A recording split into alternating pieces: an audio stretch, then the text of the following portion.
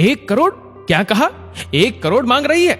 उसे पता भी है 1 करोड़ कितना होता है? बेटे की बात सुनकर सख्ती में आ गए पिताजी।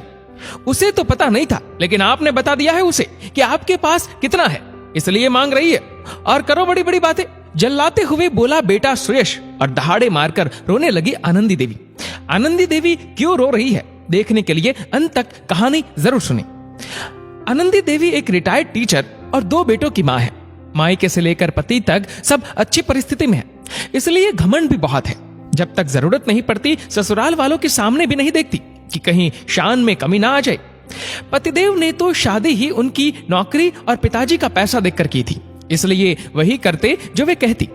उनके कहने पर ना तो अपने परिवार के हो पाए ना दोस्तों के।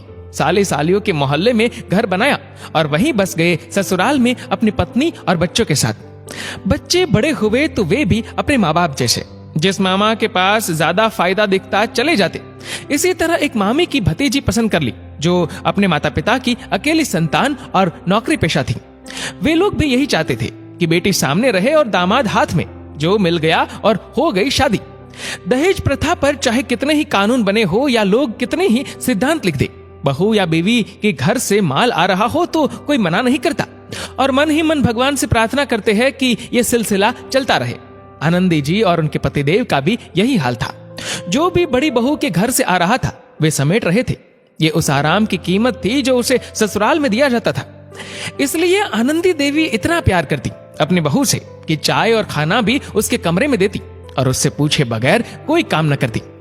इस तरह 4-5 साल निकल गए और छोटा बेटा भी शादी के लायक हो गया।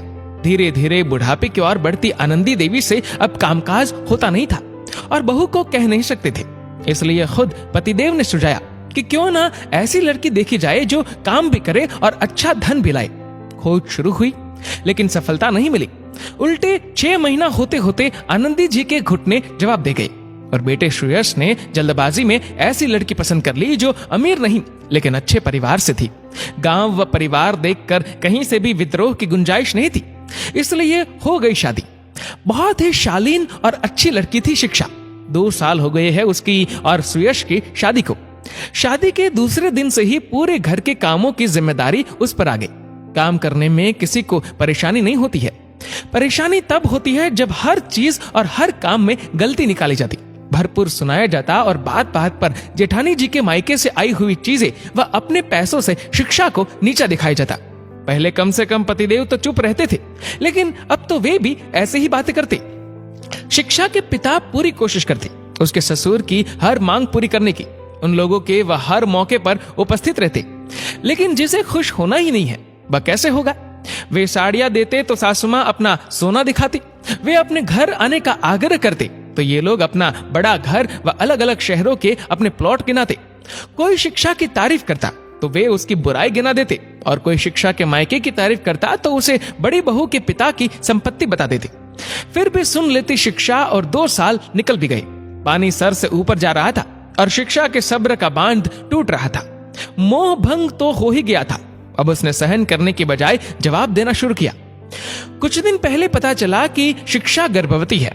बजाय खुश होने के सब उसे रोक देने पर जोर देने लगे कि अभी तक जेठानी की गोद नहीं भरी और तुम्हारी भर जाएगी तो उन्हें और उनके मायके वालों को अच्छा नहीं लगेगा। पतिदेव से पूछा तो वे भी यही राग अलापने लगे और घर वालों की बात न मानने पर घर से निकालने की धमकी देने लगे। अब तो वह भी जिद पर अड़ गई। देखती हूँ कैसे निकालते हैं। शिक्षा को अब यही सूझ रहा था, या तो आर या पार। अब वे लोग निकालने की धमकी देते तो वह केस करने की। इसके लिए काफी होमवर्क भी करके रखा था उसने। बड़ी बड़ी बातों और धमकियों की रिकॉर्डिंग थी उसके पास। आखिर एक दिन हाथ पकड़कर बाहर निकाल दिया उसे ससुराल वालों ने, और उसने भी रो रो कर पूरा मोहल्ला इकट्ठा कर दिया। सब लोग आ गए और कुछ तो पुलिस को बुलाने की बात भी करने लगे। उसके मायके वालों को भी बुलाया गया। पहले तो वे भी बेटी को ही समझा बुझा कर माफी मांगने के लिए कहने लगे ताकि वे लोग उसे अंदर आने दे, लेकिन न वो जाने को तैयार थी न वे लोग उसे आने देना चाहते थे। आखिर वह अपने मायके पहुंच गई। छोटी छोटी जगहों पर अब भी ऐसे मामले कोर्ट में ले जाने से पहले सामाजिक स्तर पर निपटाने की कोशिश की जाती है। समाज की बैठक हुई। कोई भी पक्ष एक दूसरे को माफ नहीं करना चाहता था। पंचों ने सुझाव दिया कि कुछ ले देकर आपसी समझौता कर लिया जाए और संबंध खत्म किया जाए ताकि फिर कागजी कार्रवाई ही बाकी रहे। सुयश और उसका भाई गए थे मीटिंग में। सोचकर खुश हो रहे थे कि चलो सामाजिक स्तर पर 4-5 लाख में फाइनल हो जाएगा। लेकिन जब शिक्षा से पूछा तो उसने 1 करोड़ की मांग रख दी। पतिदेव व जेठ जी द्वारा असमर्थता जताने पर उसने कोर्ट का सहारा लेने की बात कही, जिसके लिए उसके पास पूरे सबूत थे। अब तो बुरे फंसे वे लोग, क्योंकि अगर दहेज केस हो गया तो सब सरकारी नौकरी में थे। आखिर एक दिन विचार विमर्श की मोहलत लेकर घर आए दोनों भाई, और जैसे ही 1 करोड़ की बात सुनी उछल पड़े सब। हमने कब बड़ी बड़ी बातें की, हम तो बस उसे उसकी औकात दिखा रहे थे। हैरानी से बोले ससुर जी, हाँ पहले आपने दिखाई, अब वह दिखा रही है। 1 करोड़ रुपए का इंतजाम करना होगा, बताइए कहां से करेंगे? मैं तो पहले से ही कहता था, आजकल की लड़कियां मूर्ख नहीं होती, कब हमारी ताकत को ही हमारी कमजोरी बना दे पता नहीं चलता। अब तो उसे जो जो गिनवाया है सब बेचना पड़ेगा, तब जाकर हो पाएंगे 1 करोड़ रुपए। लेकिन एक बात, इससे पहले मुझे मेरा हिस्सा दे दीजिए, बड़े भैया ने स्पष्ट किया। सर भी मुंड गया और ओले भी पड़ गए, लेकिन अब क्या हो सकता था, पूरी रात सो नहीं पाया था कोई। दूसरे दिन बहुत याचना की और समाज के लोगों ने समझाया, तब जाकर 70 लाख पर आई शिक्षा, जिसे देने में सास ससुर के रिटायरमेंट का पैसा, सबकी सेविंग्स और नुकसान उठाकर तुरंत बेचे गए प्लॉट लगे, जो बहुत बड़ा झटका था। और समाज में बेइज्जत हुए सो अलग, लेकिन चोटी पर चढ़े थे तो उतरना भी था। शिक्षा ने उन्हें शिक्षा दे दी और चल दी अपनी राह। दोस्तों, ऐसी बहुत सी कहानियां पढ़ी होगी आपने, लेकिन ये एक सत्य घटना थी जिसने एक औरत का अलग ही रूप दिखाया।